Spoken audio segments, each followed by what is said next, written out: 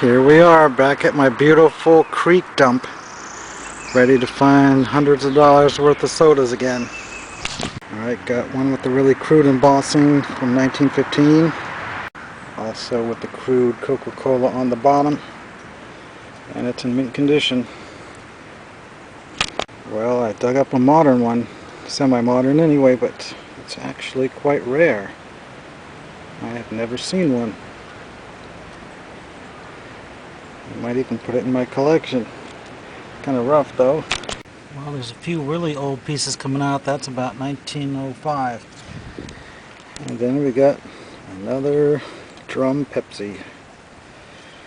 The lower half's in mint condition, so I'll keep it.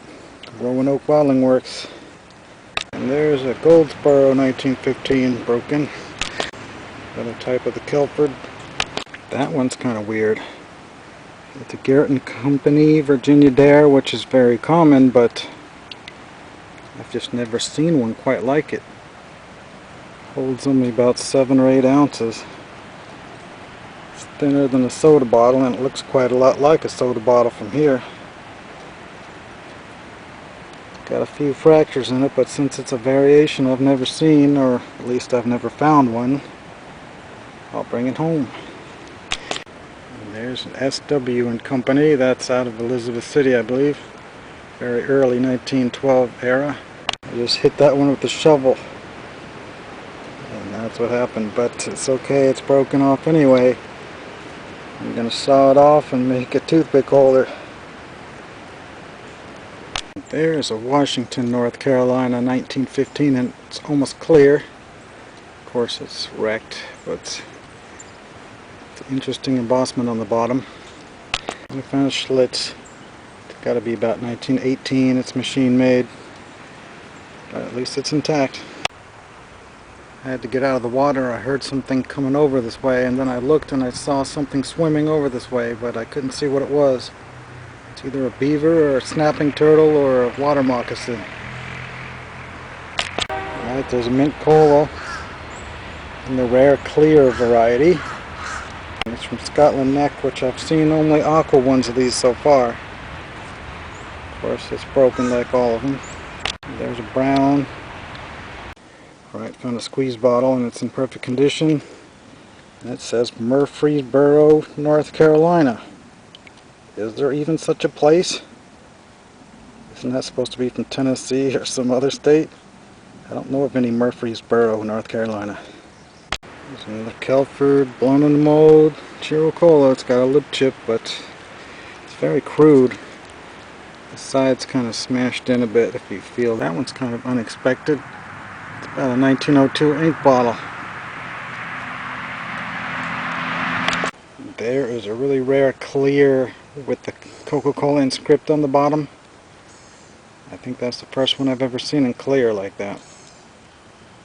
Well, I think that's a beaver dam there, and the beaver doesn't want me to tear this island completely away. He wants the water, so I'm going to leave something for the beav.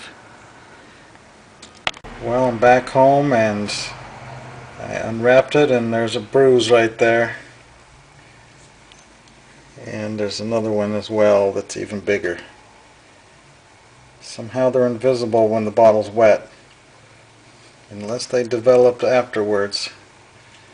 Well, it's not 350 anymore, so I guess I shouldn't be too happy.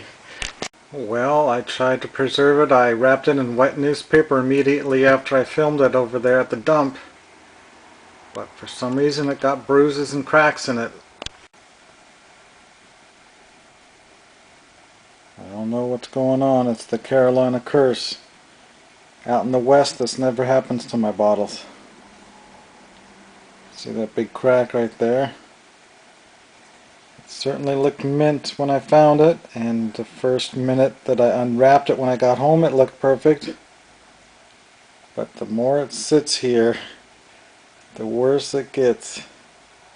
And it's nice and cool, so I don't know. It's not from heat. Either those were there already, and the fact that it was underwater caused them to look invisible, and as it dried out, they show up. I don't know. It's hard to figure. Here's a porcelain sign I dug up in the dump with all those Coke bottles, so I'm sure this came out of the Coke bottling company.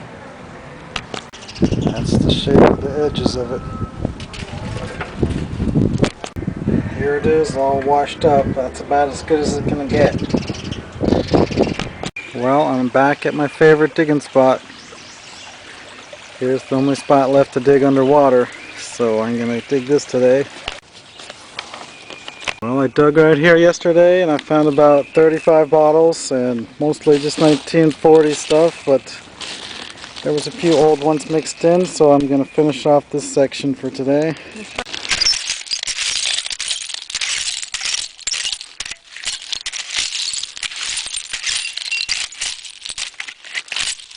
Well, with all the rain, the water's pretty deep today, so it's not working out very good here. Well, there's yet more of the dump I haven't been to yet. Bunch more piles on the outskirts.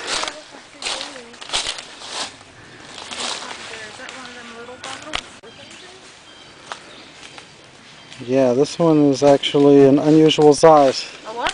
Noxemas are pretty common, but I've actually possibly never found one in this size. It's almost the size of a Vicks Vapor Rub, just a little shorter. Alright, this looks like a nice pile. Got one sticking out right there. Of course, it had to be broken.